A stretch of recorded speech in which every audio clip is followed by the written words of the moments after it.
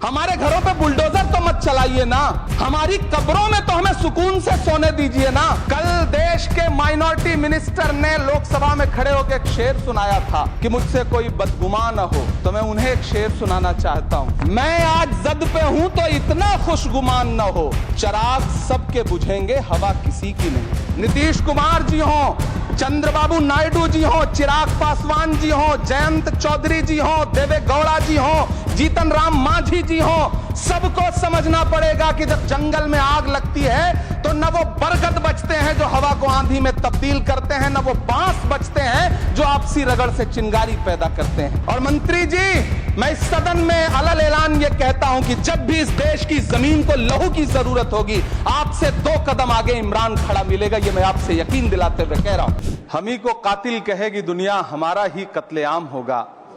हम ही कुएं खोदते फिरेंगे, हम ही पे पानी हराम होगा।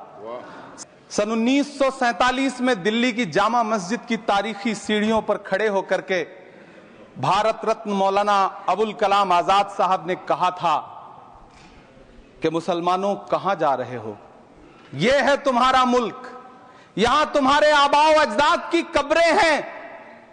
उस वक्त मौलाना आजाद की ये सदाएं सुन करके लोगों ने अपने सरों की गठरियां उतार करके रख दी थी। आज उसी दिल्ली में मौजूद देश की संसद में एक बिल आया है जो हमसे उसी जामा मस्जिद की सीढ़ियों के सबूत मांगेगा, जो उन्हीं सीढ़ियों के पास अपनी कब्र में सोए हुए मौलाना आजाद को फिर से कब्र से सदा देनी पड़ेगी कि ये जो कब्र है वो मेरी कब्र है, ये किसी सरकार की जागीर नहीं है। सभापति महोदय, मैं जहां खड़ा हूं इसी संसद भवन के सामने सड़क के उस पार अपनी कब्र में सोए हुए भारत के पूर्व राष्ट्रपति फखरुद्दीन अली अहमद की कब्र है। शायद अब उस कब्र से भी सदाएं आए कि ये कब्र मेरी कब्र है, ये सरकार की जागीर नहीं है।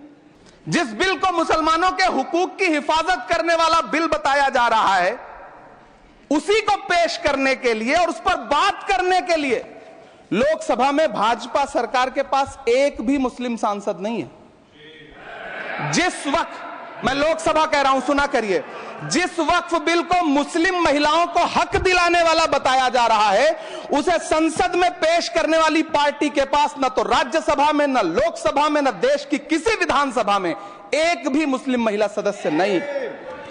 कल किरण रिजिजू जी कह रहे थे कि रेलवे की जमीनें देश की जमीनें हैं, डिफेंस की जमीनें देश की जमीनें हैं। हां मंत्री जी, हैं, बिल्कुल हैं। ये जो वक्फ की जमीनें हैं, ये हमारे पुरखों ने धार्मिक कामों के लिए डोनेट किया है, तो हम भी तो इसी देश के नागरिक हैं, हम भी तो इसी देश के बेटे हैं, तो वक्फ की जमीनें भी तो इसी देश की जमीनें हैं, उनको पराया क्यों बोलते हैं आप? सभापति महोदय, अशफाकुल्लाह खान जब फैजाबाद की जेल में फांसी के फंदे पर झूल रहे थे तो इसी देश की जमीन के लिए झूल रहे थे ना। सभापति महोदय, अंडमान की जेल में काला पानी की सजा काटकर अपनी जान देने वाले मौलाना फजले हक खैराबादी हो या शेर खान अफरीदी हो, वो भी तो इसी जमीन के लिए अपनी जान दे रहे थे ना। सभापति महोदय, पाकिस्तान के खिलाफ लड़ते हुए अपनी जान देने वाले महावीर चक्र विजेता ब्रिगेडियर उस्मान हो या पाकिस्तान के पैटर्न टैंक उड़ाने वाला परमवीर चक्र विजेता वीर अब्दुल हमीद हो, वो भी तो इसी जमीन के लिए अपनी जान दे रहा था ना। और मंत्री जी, मैं इस सदन में अलग ऐलान ये कहता हूं कि जब भी इस देश की जमीन को लहू की जरूरत होगी, आपसे 2 कदम आगे इमरान खड़ा मिलेगा, ये मैं आपसे यकीन दिलाते हुए कह रहा हूं। सभापति महोदय, मैं सरकार से कहना चाहता हूं, हमसे हमारी इबादत गाहें तो मत छीनिए ना, हमारे घरों पे बुलडोजर तो मत चलाइए ना, हमारी कब्रों में तो हमें सुकून से सोने दीजिए ना। सभापति महोदय, माइनॉरिटी मिनिस्ट्री का बजट कट करके, मुस्लिम बच्चों की स्कॉलरशिप बंद करके अब सरकार कह रही है कि हम वक्फ की आमदनी से गरीब मुसलमानों का भला करेंगे।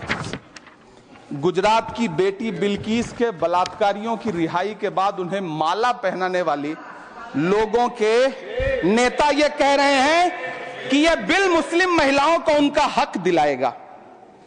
धन्यवाद मोदी जी, क्या बढ़िया सौगातें मोदी दे रहे हैं आप। पहले हमें गुजराते मोदी दिया, आप सौगातें मोदी दे रहे हैं।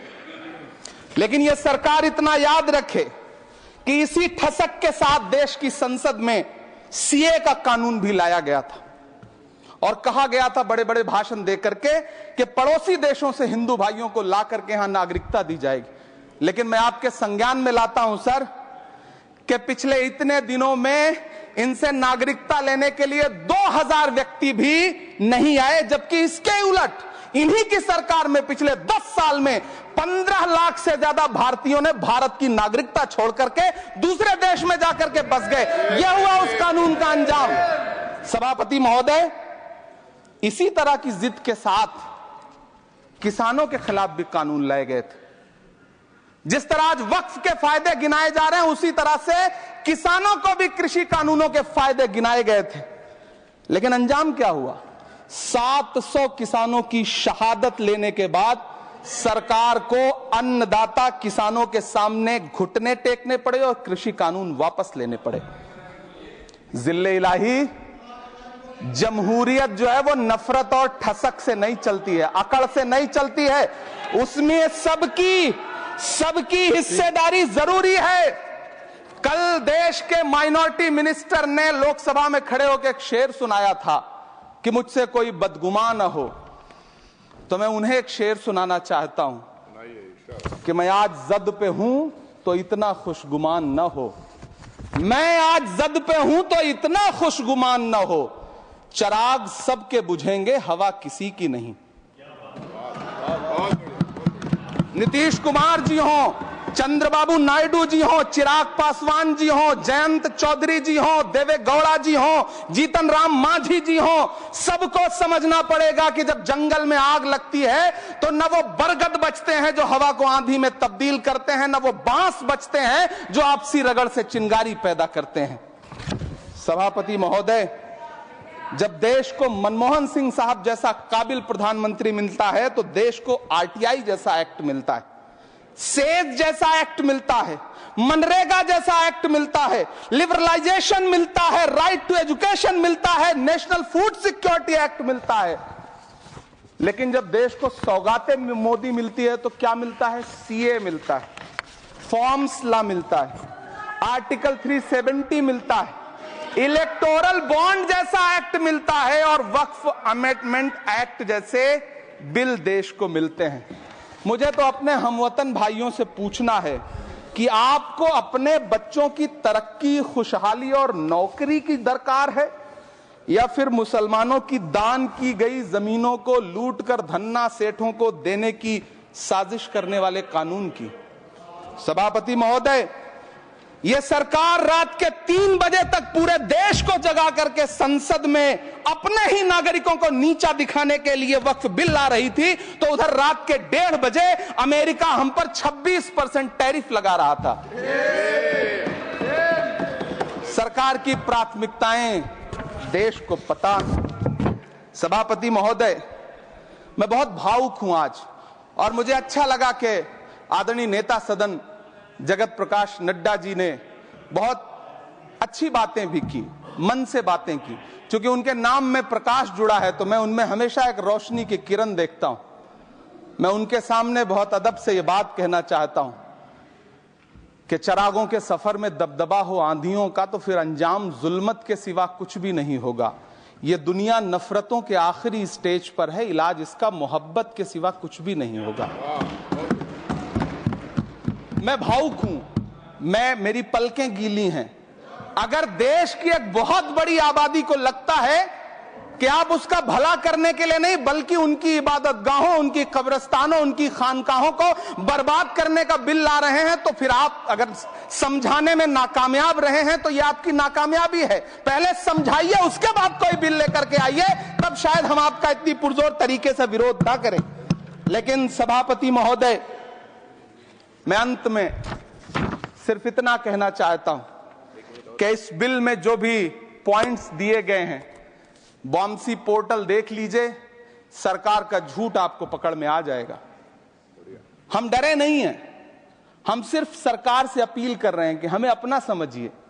हम आपके अपने हैं, इस देश के नागरिक हैं और आप ताकत में हैं। संख्या बल के आधार पर बिल हो सकता है आप पास करा ले, लेकिन आपको यह बात समझनी पड़ेगी कि हम तो वो तारीख हैं, जहनों में रहना है जिसे, कागजी पुर्जे नहीं जो फाड़ डाले जाएंगे। जिस जमीन पर मैं खड़ा हूं ये मेरी पहचान है।